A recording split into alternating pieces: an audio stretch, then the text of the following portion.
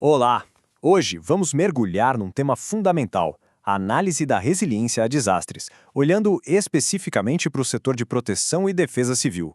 O foco é no município de Franco da Rocha, em São Paulo, e na importância do mapeamento de risco como uma ferramenta para a gente conseguir de fato melhorar essa resiliência. Toda a nossa conversa de hoje é baseada em uma monografia, um trabalho de conclusão de curso feito por Jonas e Anase da Silva, com a orientação da professora doutora Tatiana Tavares Rodrigues. Esse estudo é parte da especialização em cidades resilientes a desastres, um curso da Universidade Federal de Juiz de Fora, e foi concluído em 2023. Bom, o nosso roteiro é o seguinte. Primeiro, vamos entender por que este é um estudo essencial. Depois, a gente entra no problema do mapeamento.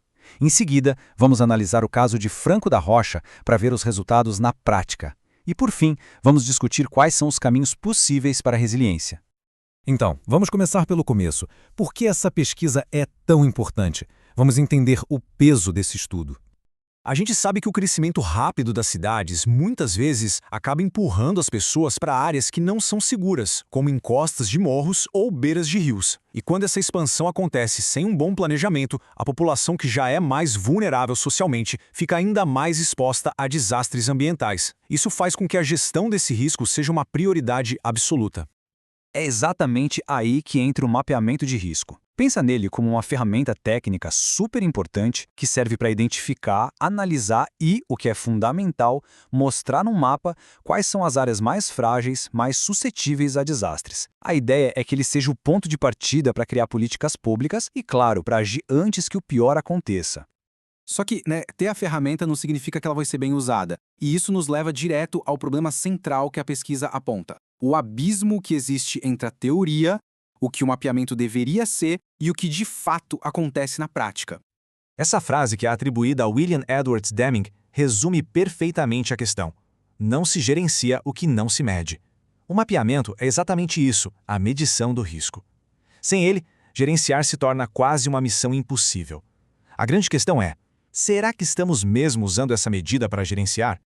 E aqui chegamos à pergunta que moveu toda essa monografia. Os mapas de risco estão servindo para a gente se antecipar e prevenir os desastres? Ou são só documentos que a gente pega na gaveta para consultar depois que a tragédia já bateu na porta? É essa a questão que o autor foi investigar. E para encontrar uma resposta, o estudo se debruçou sobre um caso real, bastante complexo, o do município de Franco da Rocha, lá em São Paulo. O autor analisou 3 mapeamentos de risco geológico feitos para a cidade. O primeiro, lá em 2005, pelo Instituto Geológico. O segundo, só em 2020. E um terceiro logo depois, em 2021. O que salta aos olhos aqui, de cara, é esse buraco de 15 anos entre o primeiro mapa e o segundo. Isso já dá uma boa pista sobre a frequência com que o risco estava sendo de fato acompanhado. Para fazer essa análise de uma forma bem objetiva, o autor criou 3 indicadores muito interessantes. O primeiro é o índice de periodicidade, que olha a frequência das atualizações. O segundo é o índice de implantação, que mede quanto tempo se levou para começar as intervenções que o mapa recomendava. E o terceiro, o índice de efetividade, que calcula a porcentagem das obras sugeridas que realmente saíram do papel. Certo, agora que a gente já entendeu como a análise foi feita, vamos para a parte mais reveladora: os resultados. O que será que os dados nos contam sobre essa dinâmica de ação e reação? Olha, o primeiro resultado já é um baque. O índice de periodicidade, aquele que mede a frequência de atualização dos mapas, ficou em míseros 6,6%.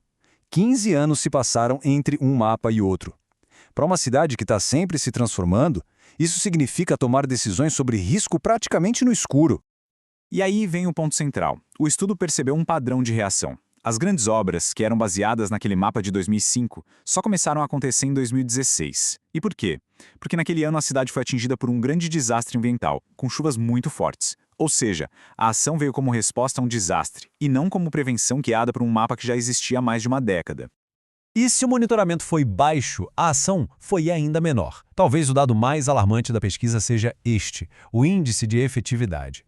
Do mapa mais recente de 2021, que apontava a necessidade de 68 obras de contenção, apenas uma foi executada. Isso dá 1,4% de efetividade. A distância entre saber onde está o risco e fazer algo a respeito se mostrou gigantesca.